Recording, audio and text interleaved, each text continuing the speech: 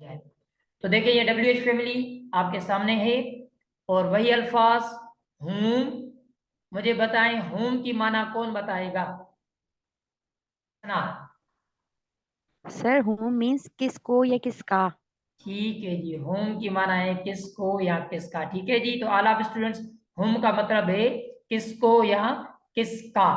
और मैंने आपको बताया था कि WH में भी सवाल होता है। ठीक है जी, और इंट्रोगेटिव में भी सवाल होता है। आप में से कौन बताएगा मुझे कि WH के सवाल में और जो हमारा टेंस के अंदर सवाल होता है उसमें क्या फर्क है। शीरीन आप बताएंगी। यस आप सर। बताएं WH के सवाल में और जो हमारा टेंस के अंदर सवाल होता है जिसमें हेज और हैव अलग से आता है, या इज एम आर आता है, या डू या डज आता है, उन सवालों में और इन WH सवालों में क्या फर्क होता है। सर आपने जो बताया था वो ये कि इंग्लिश के अंदर तो एक होता है कि जो हमारा हेल्पिंग वर्ब होता है उससे पहले WH फैमिली का वर्ड लगता है, उसके बाद हेल्पिंग वर्ब लगता है, उसके बाद सब्जेक्ट लगता है। लेकिन उर्दू की पहचान ये है कि जब हम सिंपल टेंस की बात कर रहे होते हैं तो क्या जो है हमारा वो फर्स्ट में आ जाता है किसी भी जुमले के अंदर। लेकिन जब हम WH फैमिली से बात कर रहे होते हैं उर्दू के अंदर तो वो जो जुमला बनता है उसके अंदर जो हमारा सवाल होता है क्या होता है वो बीच में आ जाता है। अच्छा चलो, ये भी चले। कोई और अली मैं जान। ये कहना चाह रही थी कि इन सिंपल इंट्रोगेटिव सेंटेंस में ना हमें सिर्फ यस और नो में रिप्लाई करना होता है। जैसे अगर कोई हमसे पूछे कि are you going to market, तो हम इस यस या नो में देंगे। लेकिन अगर इन WH फैमिली में अगर कोई जैसे हमसे पूछे from home are you speaking on phone, भाई कि तुम फोन पे किसके साथ बात कर रहे हो, तो हमें उसका रीजन के साथ आंसर देना पड़ेगा कि I am speaking with somebody else. या फिर जैसे हम with home are you drinking juice, कि तुम किसके साथ जूस पी रहे हो, तो फिर हमें इसका पूरा प्रॉपर आंसर देना होगा। बट इंट्रोगेटिव में हमें सिंपल यस और नो में रिप्लाई करना होता है। ठीक है, सबने जो जवाब दिया सर वो आप फॉर्मेशन बता रहे थे कि किस तरह बनाया जाता है, तो मैं यही पूछना चाहता था और जो सना सिस्टर ने बता दिया। तो देखिए पहले सवाल है, whom have you given this house on rent। whom का जहन में रख लें, whom किसको। ठीक है जी, whom have you given this house on rent। अब मैं इसका पहले के बता रहा हूं, मैंने आपको बताता जा रहा हूं कि ये जो हूम इस्तेमाल होगा उसमें इस तरह के जहन उर्दू में बनते हैं। उर्दू का आप जुमला जहन में रख लें कि उर्दू किस तरह बनता है। तो देखिए इस तरह उर्दू आपका बनता है। किस तरह बनता है, तुमने क्या खाया है। तुमने क्या खाया है। अब इसमें खाया है इस पर तवज्जो रखनी है कि जब भी हेज और हेव जहन में आ जाए ना, ये तुमने क्या खाया है, तुमने तुम ये क्यों हंसा है, वो कब आए हैं, तुमने कितना पिया है। तो बस जैसे ही जुमला ये आ जाए, खाया है, पिया है, सोया है, लिखा है, पढ़ा है, डब फौरन आपके जहन में हेज और हेव आना चाहिए कि जब इंग्लिश में जुमला बनाना जाऊंगी तो मुझे हेज और हेव इस्तेमाल होगा। ठीक है जी, तो ये उर्दू में इसकी पहचान है। अब आ रहे हैं हम इस जुमले की तरफ कि जुमले में क्या बता रहा है। whom, अब whom की माना ज़हन में होनी चाहिए। whom have you given this house, whom का मतलब है किसको। तो whom have you given this house, ये whom have you given this house। देखिए यहाँ पर whom लगा है और have जो है यू की वजह से लगा है, और इसमें जो वर्ब के ये थर्ड फॉर्म इस्तेमाल, जैसे मैंने कहा है कि वर्ब की यहाँ पर थर्ड फॉर्म आएगी, तो यहाँ पर given, give, gave, given third form है। Who have you given this house on rent. तो इसमें एक चीज ध्यान में रख लें, वर्ब और सब्जेक्ट के हवाले से जितनी भी बात आती है, जैसे यहाँ पर हैव यू गिवन, हुम किसको, किसको दिया।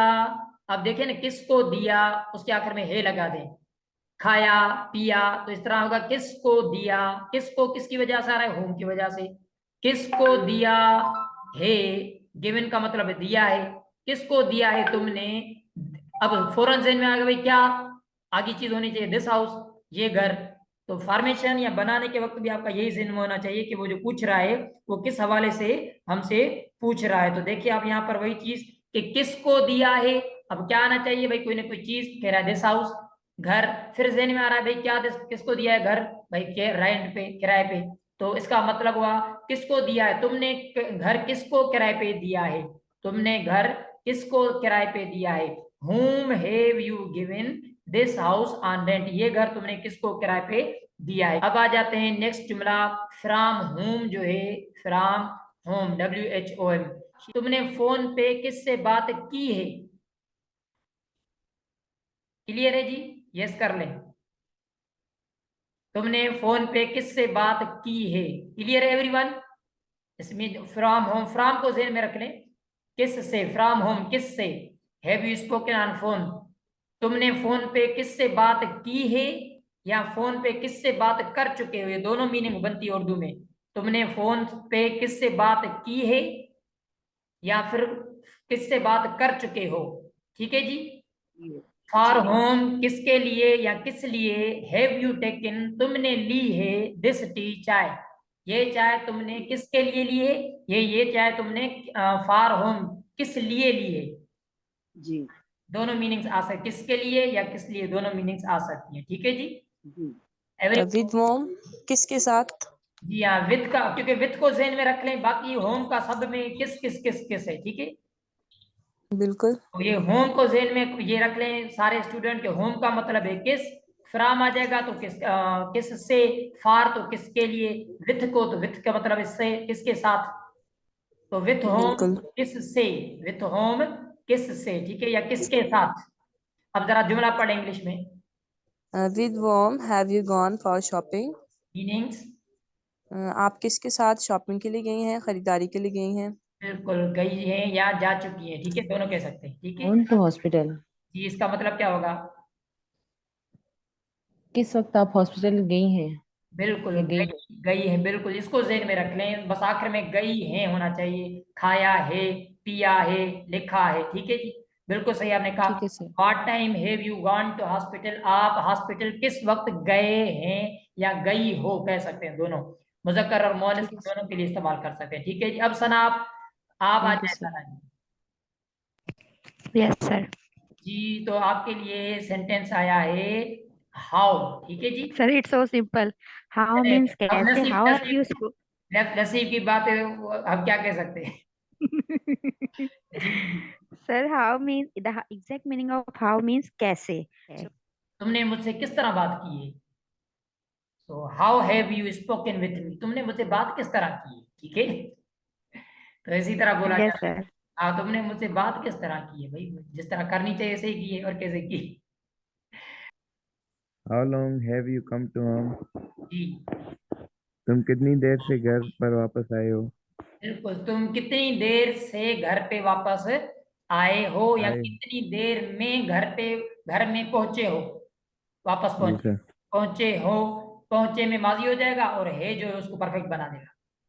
तो तुम जी सर। कितनी देर में घर पहुंचे हो, ये भी कह सकते हैं। हाउ लॉन्ग यानी किस वक्त से या किस टाइम से, तो दोनों कह सकते हैं। ठीक है ना? जी तो सर। बिल्कुल सही है आपका, हो गया। अनिला सिस्टर, आप बताएंगी?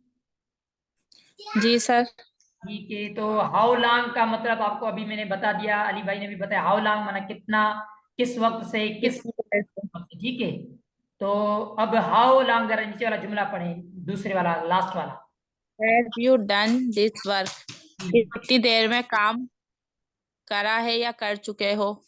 करा है या कर चुके हो, बिल्कुल सही है। How long have you done this work, ये काम तुमने कितने वक्त में किया है या किस वक्त मुकम्मल किया है, ऐसे भी कह सकते हैं। इस्तेमाल होता है, वो होता है आपका किसी भी ऐसी चीज के लिए जो हम काउंट कर सकते हैं ना, तो उसके लिए हाउ मेनी इस्तेमाल होता है। तो how many rupees have you wanted, how many rupees कितने पैसे, हैव यू वांटेड मांगे हैं तुमने, तुमने कितने पैसे मांगे हैं। वांटेड का हो गया थर्ड फॉर्म। ठीक है? How many rupees have you wanted, तुमने कितने पैसे मांगे हैं। क्लियर है जी? इसी तरह हाउ मच, मैंने आपको बताया था कि ये जो मच है, ये मच का इस्तेमाल तब होता है, हाउ मच का, जब काउंटलेस चीजें हों, बहुत सारी चीजें जो हैं वो हमारे पास अनकाउंटेबल हों, जिनको हम गिन नहीं सकते, जैसे पानी है, दूध है, इस तरह के अनकाउंटेबल चीजें होती हैं, उनके लिए इस्तेमाल होता है हाउ मच, कितना। जैसे मैंने लिखा हुआ है, आपके सामने नजर आ रहा है कि how much milk have you asked, how much milk have you asked, कितना दूध तुमने मांगा है। ठीक है जी? तुमने कितना दूध मांगा है। How much milk have you asked, कितना दूध मांगा है। ठीक है जी, इसको कहते हैं ये आपका तो दूध जैसे काउंटलेस के अंदर, इसीलिए how much milk have you asked, तुमने कितना दूध मांगा है। ठीक है जी। हुज जो है, अब हुज भी आ गया। हुज हमने आपके पढ़ा था माइनिंग से। हुज किसके या किसकी। हुज का मतलब होता है किसके या किसकी।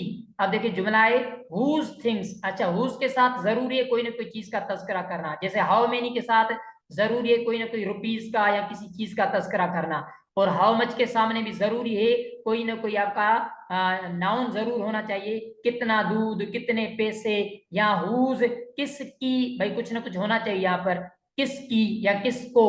तो हुज का मतलब है किसकी। थिंग्स चीजें, हुज थिंग्स किसकी चीजें, have gone to market, market गई हैं। मार्केट किसकी चीजें गई हैं, मार्केट किसकी चीजें गई हैं। ठीक है जी। तो जिस तरह हुज आपको नजर आ रहा है, हुज किसकी चीजें मार्केट में गई हैं, हुज थिंग्स हैज। अच्छा देखें, हैव क्यों लग रहा है, अभी तक हैज हमने इस्तेमाल नहीं किया। हैव क्यों लग रहा है, क्योंकि ज्यादा चीजों का तस्करा हो रहा है ना, हुज थिंग्स किसकी चीजें, और हैव इसीलिए लग रहे हैं क्योंकि अक्सर हम यू में पूछ रहे हैं, तो इसीलिए यहाँ पर यू का तस्करा आ रहा है। Whose things have gone to market, किसकी चीजें मार्केट गई हैं या जा चुकी हैं, किसकी चीजें मार्केट जा चुकी हैं, यू भी कह सकते हैं। इस तरह वुच का इस्तेमाल देखें, वुच, वुच का मतलब कौन सा, कौन सा, वुच कौन सा।